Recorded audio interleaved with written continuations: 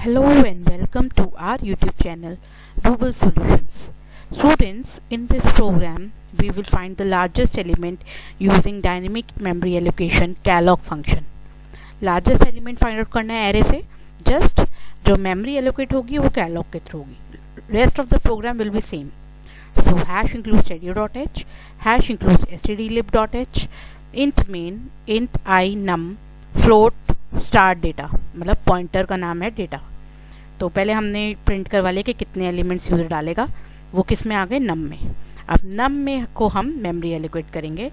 Data is equal to float star, क्योंकि float type का लिया है, calloc num comma size of float. अगर यहाँ इंट होता तो यहाँ इंट लेते. इफ डेटा इज इक्वल, ये जस्ट एक वैलिडेशन है, if data is equal to null then printf error memory not allocated. ठीक है, और ये प्रिंट एफ किस लिए है, जस्ट एक लाइन को एंटर करवाने के लिए. उसके बाद सबसे पहले हम स्टोर करवाएंगे यूज़र से डेटा.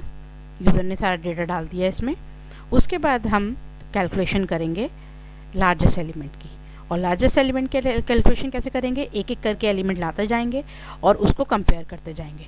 अब आप बस एक चीज़ नोट करिए, जब हम नॉर्मल वेरिएबल के साथ काम कर रहे थे तो हम वेरिएबल का नाम लिख रहे थे. यहाँ पर क्या हम नाम लिख रहे हैं, स्टार डेटा. स्टार डेटा क्यों लिख रहे हैं, क्योंकि जो पॉइंटर वेरिएबल होता है उसमें स्टार पी में वैल्यू होती है, इसलिए हम किससे कंपेयर कर रहे हैं.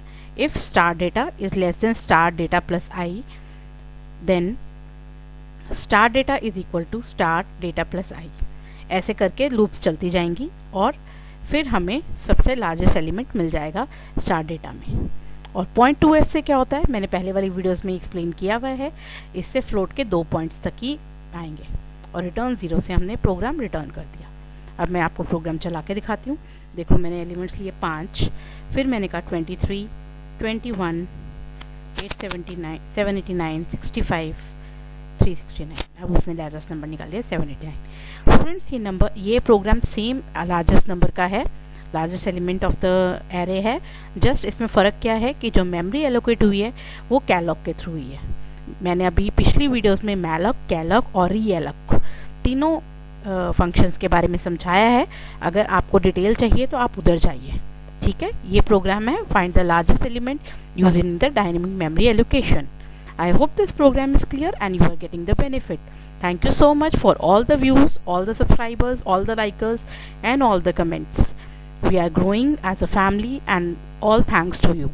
Thank you so much. Love, love. Have a nice day.